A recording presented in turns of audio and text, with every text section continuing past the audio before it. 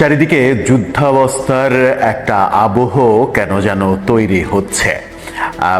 বাংলাদেশে চট্টগ্রামে যখন আমরা দেখছি মার্কিন যুদ্ধ বিমান অবতরণ করছে, তাও একটি নয় তিনটি মার্কিন সেনারা এখানে আসছে, তাদেরকে মানে বিনা বাধায় প্রবেশ করতে দেয়া হচ্ছে দেশে। তাদের যে বিমানবন্দরের ফর্মালিটিস, সেই ফর্মালিটিসগুলোও তাদের ক্ষেত্রে প্রযোজ্য হচ্ছে না। ঠিক সেই সময় চীনা রণতরী এবং চীনা গবেষণা জাহাজ, যে জাহাজ যুদ্ধ পূর্ববর্তী গবেষণা কর্মগুলো করে, বিভিন্ন সোর্স থেকে তথ্য উপাত্তগুলো নেয়, সেই রণতরী ভারত মহাসাগরে এসেছে এবং বঙ্গোপসাগরের খুব কাছাকাছি অবস্থান করছে। ভারতীয় গণমাধ্যম নর্থ ইস্ট নিউজ এই ভয়ঙ্কর খবরটি দিয়েছে গতকাল রাতে। এই খবরটি যখন তারা নিশ্চিত করছে এবং বিভিন্ন তথ্য উপাত্ত দিয়ে সামনে এনেছে, তখন কি বার্তা আসছে? বার্তাটা কি এটাই যে মার্কিন প্রশাসন, মার্কিন সেনাবাহিনী এই অঞ্চলে, বাংলাদেশ এবং মায়ানমার অঞ্চলে কি কার্যক্রম করছে তার গতিবিধি পর্যবেক্ষণ করার জন্য চীন প্রাথমিক উদ্যোগটা নিল। এর পরের স্টেপটাই কি মুখোমুখি সহিংসতা? সেই দিকেই কি এগোচ্ছি? আমাদের ভূখণ্ড দিয়ে এক ধরনের সহযোগিতা করছি আমেরিকাকে, এবং আমরা কি এক ধরনের যুদ্ধকে ওয়েলকাম করছি কিনা, সেই প্রশ্নগুলো সামনে এসে যাচ্ছে। কি বার্তা দিচ্ছে, কি খবর দিচ্ছে এই গণমাধ্যম? চীনা জাহাজ কেন বঙ্গোপসাগরের খুব কাছাকাছি, যেটা বাংলাদেশের নৌবাহিনীর বরাত দিয়ে ভারতের নর্থ ইস্ট নিউজ নিশ্চিত করছে? সেই কারণগুলো বুঝে ওঠার চেষ্টা করবো এই ভিডিওতে। বলছিলাম, চীনা যুদ্ধ জাহাজই বলা যায় মূলত যুদ্ধ কেন্দ্রিক যে গবেষণাগুলো, ভূ উপগ্রহ কেন্দ্রকে ব্যবহার করে গবেষণা, গোয়েন্দাগিরি, এই কাজগুলো যে জাহাজটা করে, যুদ্ধের তামাম তথ্য উপাত্ত সংগ্রহ করাই যাদের কাজ, সেই বিশাল রণতরী এখন বঙ্গোপসাগরের খুব কাছাকাছি অবস্থান করছে। কেন? সেটা একটা ভীতিকর পরিবেশ। বাংলাদেশে মার্কিন সেনারা আসছে একের পর এক, চট্টগ্রাম, কক্সবাজারে ট্রেনিংয়ের নামে তারা অবস্থান করছে। এরকম অবস্থায় ব্যাপারটা অন্যরকম। আমরা মিশরীয় যুদ্ধ জাহাজকেও একটা যুদ্ধ জাহাজকেও চট্টগ্রামে দেখেছি। কি হচ্ছে এই অঞ্চলে, কি হচ্ছে সেটা পর্যবেক্ষণ করার জন্যই চীনা এই রণতরী বঙ্গোপসাগরের খুব কাছাকাছি এসে গেছে।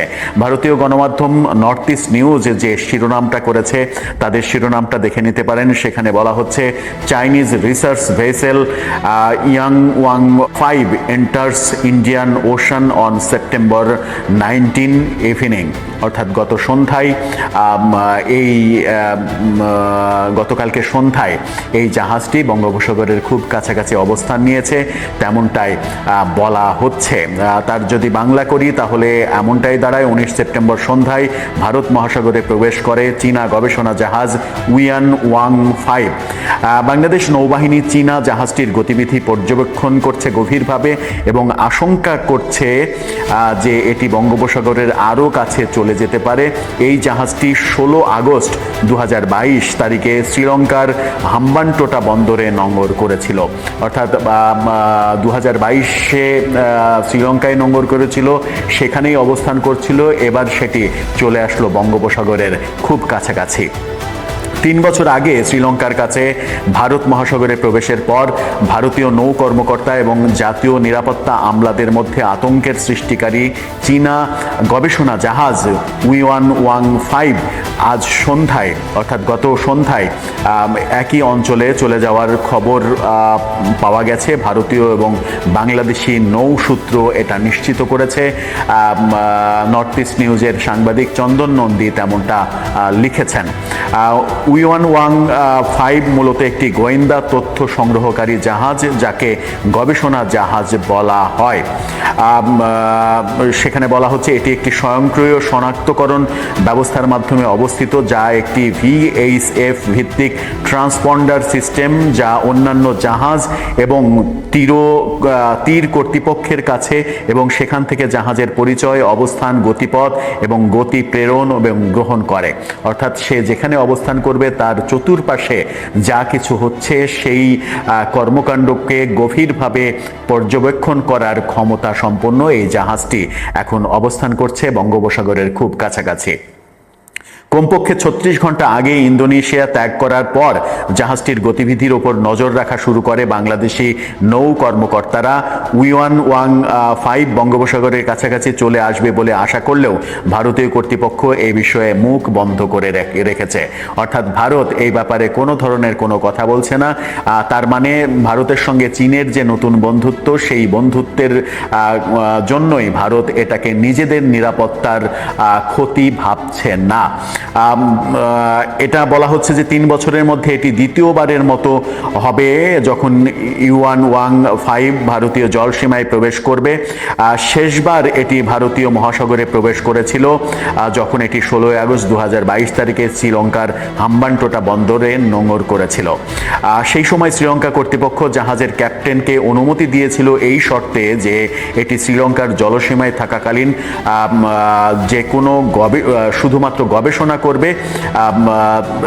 এই UIAN-5 হলো চীনের সর্বশেষ প্রজন্মের মহাকাশ ট্র্যাকিং জাহাজগুলির মধ্যে একটি, যা উপগ্রহ, রকেট এবং আন্তঃমহাদেশীয় ব্যালিস্টিক ক্ষেপণাস্ত্র উৎক্ষেপণ পর্যবেক্ষণ করতে ব্যবহৃত হয়। তার মানে হচ্ছে যে যুদ্ধের যা কিছু প্রস্তুতি হচ্ছে আশেপাশে সেগুলো গভীরভাবে পর্যবেক্ষণ করার জন্যই এই জাহাজটাকে ব্যবহার করা হয়।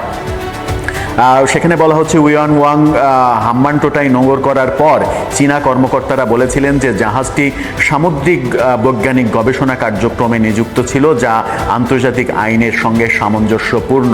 কিন্তু তারা কি করেছে সেগুলো তো আর ব্যাপারটা পরিষ্কার নয়। ভারত মহাসাগরে UIAN-1 এর প্রবেশ তাৎপর্যপূর্ণ, কারণ মার্কিন বিমান বাহিনীর প্রায় 120 জন কর্মকর্তার একটি দল বাংলাদেশের চট্টগ্রাম এবং কক্সবাজারে বাংলাদেশ সেনাবাহিনী ও বিমান বাহিনীর সদস্যদের সাথে যৌথ মহড়া প্যাসিফিক অ্যাঞ্জেল 2025 এর জন্য উপস্থিত ছিল, যা 19 সেপ্টেম্বর শেষ হয়েছিল। মার্কিন সামরিক কর্মীরা আজ বাংলাদেশ ত্যাগ করেছেন, এমনটাও নর্থ ইস্ট নিউজ বলছে। অর্থাৎ বলছে যে মার্কিন সামরিক বাহিনীর সদস্যরা বাংলাদেশ ত্যাগ করেছে গত রাতে। এই ব্যাপারগুলো মানে এই কানেকশনটা তো বুঝতেই পারছেন যে চীনা এই গবেষণা জাহাজ কেন আমাদের বঙ্গোপসাগরের খুব কাছাকাছি চলে আসলো। মার্কিন কর্মযজ্ঞ বিভিন্নভাবে বেড়ে গেছে বাংলাদেশে এবং মায়ানমারকে কেন্দ্র করে। এই ঘটনা যখন দেখছি তখন আরেকটা খবরও আমরা বিভিন্ন গণমাধ্যমে দেখছি, সেটা হচ্ছে যে মায়ানমার সেনা বাহিনীর একটা দল তারা ভারতে অবস্থান করছে, তারা ভারতে গেছে। তার মানে চতুর্দিক থেকে একটা আবহ তৈরি হচ্ছে, যে আবহটা সাংঘর্ষিক আবহ, এবং সেই সাংঘর্ষিক আবহে নিজেদের ভূখণ্ডটাকে ব্যবহার করতে দিয়ে আমরা নিজেদের দেশটাকে অনেক বেশি রিস্কি পরিণতিতে নিয়ে যাচ্ছি কিনা সেই প্রশ্ন আসছে। চীন তো আর এমনি সমুদ্র ভ্রমণে তাদের এই মহাকাশ গবেষণা জাহাজকে পাঠায়নি এবং সেটা বঙ্গোপসাগরের খুব কাছাকাছি অবস্থান এমনি নেয়নি। তার কারণ নর্থ ইস্ট নিউজও বলছে যে যুক্তরাষ্ট্রের যে সেনাবাহিনী এবং বিমান বাহিনী তাদের যুদ্ধ বিমান সেগুলো যখন বাংলাদেশে অবস্থান করছে, তখন এটা চীনের একটা পাল্টা কর্মসূচি হতে পারে, যে চীন একটা মেসেজ দিল যে তারা সতর্ক রয়েছে।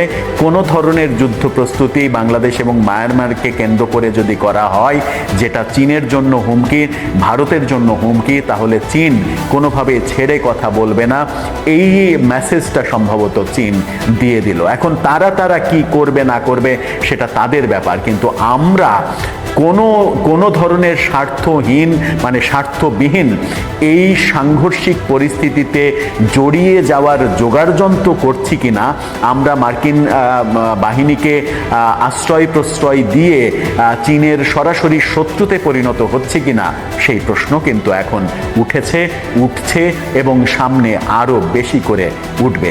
দর্শক, আপনার কি মনে হয় এই সিগন্যাল কোন দিকে যাচ্ছে শেষ পর্যন্ত কি আমাদের দেশের অবস্থা মধ্যপ্রাচ্যের মতো অবস্থা হয়ে যাবে কিংবা সেই দিকেই নিয়ে যাবে এই যুদ্ধাবস্থা?